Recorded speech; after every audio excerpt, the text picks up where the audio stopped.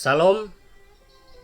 Teks pembacaan kita pada hari ini diambil di dalam Imamat pasal 26 ayat yang ketiga sehingga ayat yang keenam di bawah tajuk berkat, dan tema kita pada bulan ini berkat, dan subtema yang kita akan bahas pada hari ini ketaatan membawa berkat. Sebelum kita meneruskan pembelajaran kita pada hari ini, mari kita sama-sama berdoa. Bapa kami yang ada di surga, yang kami kenal di dalam nama Tuhan kami Yesus Kristus, kami bersyukur karena Engkau sungguh baik kepada kami, sehingga sampai pada hari ini kami masih bernapas, dan semua itu karena kebaikan Tuhan. Hari ini Tuhan, kami ingin mendengar firman-Mu atau belajar firman-Mu. Urapilah kami lewat Roh Kudus-Mu, supaya apapun yang kami dengar pada hari ini, biarlah sesuai dengan kebenaran firman-Mu. Hamba-Mu yang menyampaikan, kiranya Engkau Tuhan menyertai, supaya apapun yang hamba-Mu sampaikan, biarlah sesuai dengan kebenaran firman-Mu. Dalam nama Yesus Kristus, kami berdoa dan mengucap syukur. Mari kita katakan bersama-sama. Amin. Teks pembacaan kita pada hari ini diambil di dalam Imamat pasal 26 ayat yang ketiga sehingga ayat yang keenam di bawah tajuk berkat. Saya bacakan ayat yang ketiga. Jikalau kamu hidup menurut ketetapanku dan tetap berpegang pada perintahku serta melakukannya, maka aku akan memberi kamu hujan pada masanya, sehingga tanah itu memberi hasilnya, dan pohon-pohonan di ladangmu akan memberi buahnya. Lamanya musim mengirik bagimu akan sampai kepada musim memetik buah anggur, dan lamanya musim memetik buah anggur akan sampai kepada musim menabur. Kamu akan makan makananmu sampai kenyang, dan diam di negerimu dengan aman tentram. Ayat yang terakhir, ayat yang keenam. Dan aku akan memberi damai sejahtera di dalam negeri itu, sehingga kamu akan berbaring dengan tidak dikejutkan oleh apapun. Aku akan melenyapkan binatang buas dari negeri itu, dan padang tidak akan melintasi negerimu. Demikianlah pembacaan firman Tuhan, dan tema kita hari ini ketaatan membawa berkat. Saudara-saudari yang dikasihi Tuhan, secara singkat penulis kitab Imamat jelas ditulis oleh Nabi Musa di Gunung Sinai sekitar tahun 1445 sehingga 1405 tahun sebelum Masehi. Boleh rujuk di dalam Wikipedia supaya lebih jelas. Latar belakang kitab Imamat ini ditulis saling berkait rapat dengan kitab Keluaran.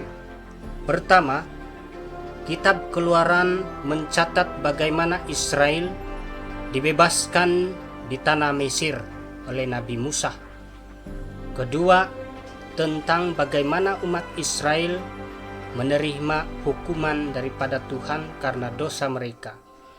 Yang ketiga, tentang bagaimana kemah suci dibuat sesuai aturan Tuhan yang diberikan Tuhan kepada Musa. Manakala kitab Imamat mencatat penjelasan tentang bagaimana kemah suci yang dibangun sesuai perintah Tuhan. Kedua, Imamat mencatat tentang keberangkatan umat Israel bersama Musa di Gunung Sinai. Yang ketiga, Imamat mencatat atau membahas perihal imam dan orang Lewi, dan sekaligus mencatat seluruh kehidupan bangsa Israel. Definisi daripada tema kita pada hari ini, soal ketaatan membawa damai.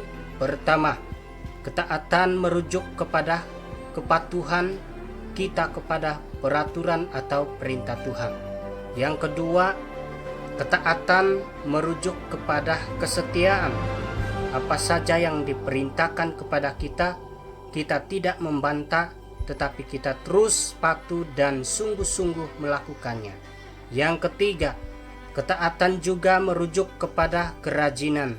Apabila kita rajin dan amanah, maka kita secara tidak sadar membawa berkat kepada diri sendiri dan orang lain.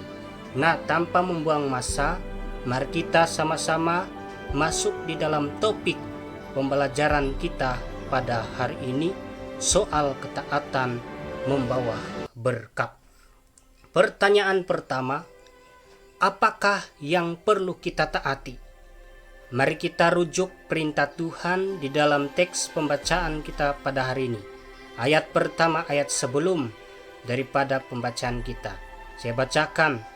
Janganlah kamu membuat berhala bagimu, dan patung atau tugu berhala janganlah kamu dirikan bagimu. Juga batu berukir janganlah kamu tempatkan di negerimu untuk sujud menyembah kepadanya, sebab akulah Tuhan Allahmu. Ayat yang kedua, kamu harus memelihara hari-hari Sabatku dan menghormati tempat kudusku, akulah Tuhan. Demikianlah pembacaan firman Tuhan. Inilah perintah yang diberikan Tuhan kepada Musa untuk ditaati oleh umat Israel, termasuk kita yang sudah percaya kepadanya. Pertanyaan yang kedua, mengapa kita dilarang Tuhan membuat patung berhala dan sebagainya? Pertama, Allah melarang kita karena Allah tidak suka kalau kita tidak setia kepadanya. Yang kedua, Allah melarang kita karena Allah tidak suka kalau kita menyembah patung berhala yang tidak bernyawa dan sia-sia. Yang ketiga, Allah melarang kita karena Allah tidak suka kalau kita menduahkannya. Yang keempat, Allah melarang kita karena Allah yang kita sembah adalah Allah yang cemburu. Yang kelima, Allah melarang kita karena Allah tahu bahwa apa yang kita puja hanyalah sia-sia dan tidak akan membawa berkat yang halal kepada kita. Itulah kenapa kita dilarang Tuhan membuat patung berhala maupun menyembahnya. Yang ketiga, pertanyaan yang ketiga, mengapakah ketaatan membawa berkat? Pertama, ketaatan membawa berkat sebab apa yang kita tabur itu yang kita tuai. Kalau kita menabur kebaikan, maka kebaikan yang kita dapat. Kalau kita menabur keburukan, maka keburukan juga yang kita dapat. Yang kedua, ketaatan adalah tanda kesetiaan, kejujuran, dan pendirian. Ingat, kalau kita setia bekerja, kalau kita jujur di dalam tugas, dan kita berpendirian di dalam apapun hal, maka saya percaya dimanapun kita bekerja, kita akan diterima dan kita akan selalu diberkati ataupun kita selalu berhasil. Tetapi kalau kita tidak setia bekerja, kita tidak jujur dan kita tidak berpendirian, maka percayalah kita tidak akan dapat menikmati berkat yang datang dari Tuhan sendiri. Pertanyaan yang keempat, berkat apakah yang Tuhan berikan kepada kita apabila kita mentaati perintahnya? Kita boleh rujuk ayat yang ketiga sehingga ayat yang keempat. Jelas di sini dikatakan bahwa apabila kita hidup taat pada ketetapannya, perintahnya, maka Tuhan akan memberi kita hujan, tanah subur, dan pohon-pohon yang menghasilkan buah. Seperti Tuhan memberi hujan, tanah subur, dan pohon-pohon yang berbuah kepada umat Israel. Selain daripada itu, Tuhan juga memberi kita kecukupan, keamanan, kedamaian. Boleh rujuk ayat yang kelima sehingga ayat yang keenam. Nah, kunci berkat adalah ketaatan. Sebab itu taatlah kepada ketetapan Tuhan atau perintah Tuhan supaya kita mengalami berkat Tuhan. Tetapi ingatlah, tujuan hidup kita bukan semata-mata meminta berkat, tetapi tujuan hidup kita untuk membawa berkat kepada orang lain. Sebab meskipun kita tidak meminta-minta, Tuhan pasti memberkati kita yang taat kepadanya. Nah, sebagai kesimpulan, mari kita hidup senantiasa taat supaya ketaatan kita membawa berkat kepada orang lain. Sebab orang yang mentaati ketetapan atau perintah Tuhan akan diberkati Tuhan. Tuhan tidak membiarkan orang yang taat mati kelaparan atau mati kebuluran. Tuhan juga tidak membiarkan orang yang taat kepadanya hidup dalam kesusahan atau hidup dalam penderitaan. Dan kita tidak perlu khawatir tentang apapun juga keadaan, sebab Tuhan memahami setiap persoalan dan pergumulan kita. Seandainya kita yang hidup taat kepada Tuhan mengalami kesusahan, kita jangan mengeluh dan jangan sesekali menyalahkan Tuhan. Sebab Tuhan bukan tidak memahami persoalan kita, Tuhan paham, tetapi kita yang perlu memahami kehendak Tuhan. Sebab kita diberkati Tuhan sesuai kehendaknya dan bukan sesuai kehendak kita.